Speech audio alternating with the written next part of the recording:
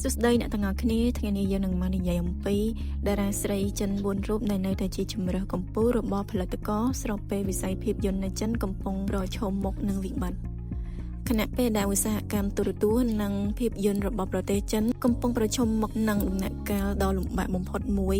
ដោយគម្រោងជិត 60% ត្រូវបានរាយការណ៍ថាមិនអាចដំណើរការបានដោយសារតែខ្វះខាតថវិកាអត្តសញ្ញាណតារាសម្ដែងស្រី4នាក់តែប៉ុណ្ណោះដែលបន្តជំរុញទំនុកចិត្តក្នុងចំណោមវិនិយោគិនដោយបច្ចុប្បន្នតារាស្រីចំនួន4នាក់នោះគឺយ៉ាងមីចៅលីអ៊ីងយ៉ាងជឺនិងប៉ៃលូតែត្រូវបានចាត់ទុកថាជាតារាស្រីដ៏កម្រដែលមានសមត្ថភាពអាចសង្គ្រោះគម្រោងរឿងភាគបានទោះបីជាក្នុងកលៈទេសៈណាក៏ដោយទី1នោះគឺរាជិនីរឿងភាគទូរទស្សន៍នៅក្នុងចំណោមពួកគេយ៉ាងជឺនិងប៉ៃលូគឺជាតារាសម្ដែងស្រី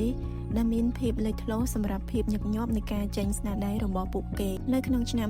2025តែមួយប៉ៃលូបានចេញផ្សាយរឿងភាគចំនួន3គឺ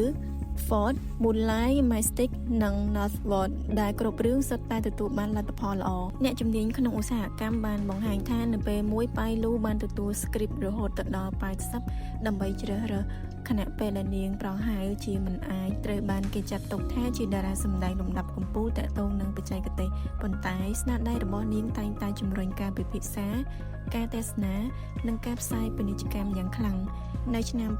2025រឿងភាគ Northward ទទួលបានចំណាត់ថ្នាក់ rating ចំនួន 3.61% និងធ្វើឲ្យប៉ៃលូទទួលបានការទទួលស្គាល់ពី DataWin ថាជាតារាសម្ដែងក្រៅទសវត្សរ៍90ឈានមុខគេនៅក្នុងចំណោមរឿងភាគដែលអាចទៅបានគ្រប់ប្រភេទរឿងជាមួយគ្នានេះដែរយ៉ាងជឿនៅតែជាតារាសម្ដែងម្នាក់ក្នុងចំណោមតារាសម្ដែងដែលមានការចង់បានបំផុតពីសំណាក់ផលិតករនៅក្នុងរយៈពេល5ឆ្នាំកន្លងមកនេះនាងគឺជាតារាសម្ដែងតែម្នាក់គត់ដែលមានការទស្សនារឿងភាគជាមធ្យមជាង76លានដងក្នុងមួយភាគក្នុងរយៈពេល1ឆ្នាំយ៉ាងជឿបានបញ្ចប់គម្រោងចំនួន3គឺ Florida Peony In the Name of Blossom និង The Here កំណត់ត្រាជាប់លាប់របស់នាងបានធ្វើឲ្យនាងក្លាយជាជម្រើសដែលអាចទុកចិត្តបានសម្រាប់ទាំងអ្នកវិនិយោគនិងតារាសម្ដែងរឿងរួមគ្នាដែលអាចស្វែងរកការផ្សព្វផ្សាយកាន់តែទូលំទូលាយទី2នោះគឺតារាជើងចាស់ដែលមានឥទ្ធិពលយូរអង្វែងគឺតារាសម្ដែងដែលកើតនៅក្រោយឆ្នាំ1985គឺយ៉ាងមីនិងចៅលីអ៊ីងបន្តបង្ហាញពីតម្លៃទីផ្សារដ៏យូរអង្វែងរបស់ពួកគេកិត្តិនាមរបស់យ៉ាងមីបានកើតឡើងទូទាំងអាស៊ីតាមរយៈរឿងភាគល្បីៗជាច្រើនហើយទទួលបានសន្ទុះគាំទ្រខ្លាំងឡើងវិញនៅក្នុងឆ្នាំ2025ជាមួយរឿង This Saving Land ដែលមានលទ្ធផលល្អទាំងការវិតម្លៃរបស់អ្នកជំនាញនិងអ្នកទស្សនា rating រឿងនេះបានកើនឡើងដល់កម្រិតកំពូលរហូតដល់ 4.53% ដែលជាតួលេខខ្ពស់បំផុតនៅលើ CCTV 8នៅក្នុងរយៈពេល3ឆ្នាំកន្លងមកនិងម្នាក់ទៀតគឺចៅលីអ៊ីងដែលត្រូវបានគេចាត់ទុកថាជាករណីជោគជ័យដ៏កម្រមួយចៅលីអ៊ីងនឹងបានឈ្នះពានរង្វាន់តួឯកស្រីឆ្នាំចំនួន3ដងនៅក្នុងពានរង្វាន់ទូរទស្សន៍ដ៏មានកិត្យានុភាពបំផុតរបស់ប្រទេសចិនគឺពានរង្វាន់ Phaeton និងពានរង្វាន់ Magnolia រឿងភាគរបស់នាងជាច្រើនដែលនៅតែជាប់ចំណាត់ថ្នាក់លេខ1ឬលេខ2នៅក្នុងចំណាត់ថ្នាក់ទូរទស្សន៍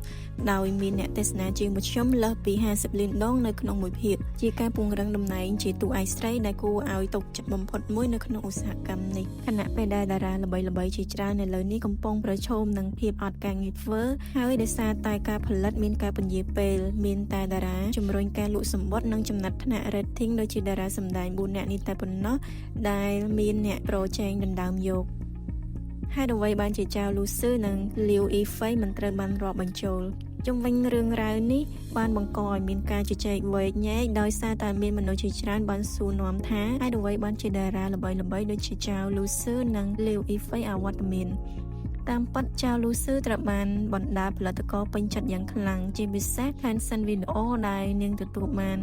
រហស្សនាមថាជាព្រះនាង Tencent យ៉ាងណាក៏ដោយបញ្ហាសុខភាពនិងចំនួនកិច្ចសន្យាជាមួយក្រុមហ៊ុនគ្រប់គ្រងចាស់របស់នាងបានធ្វើឲ្យនាងនៅឆ្ងាយពីវិស័យភាពយន្តអស់រយៈពេលជាង1ឆ្នាំការព្រួយបារម្ភអំពីស្ថិរភាពសុខភាពនិងហានិភ័យនៃកិច្ចសហប្រតិបត្តិការ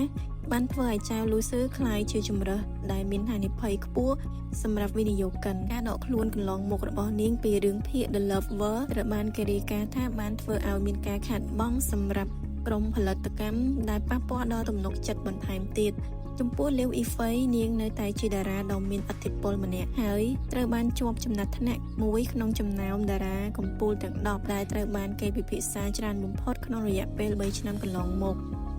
ទោះជាយ៉ាងណាក៏ដោយរបៀបជ្រើសរើស script តឹងតែងខ្លាំងនិងចំនួនស្នាដៃទាពលគឺចំណាយពេលសម្រាប់1 ទៅ 2 ឆ្នាំមុនទទួលរឿងថ្មី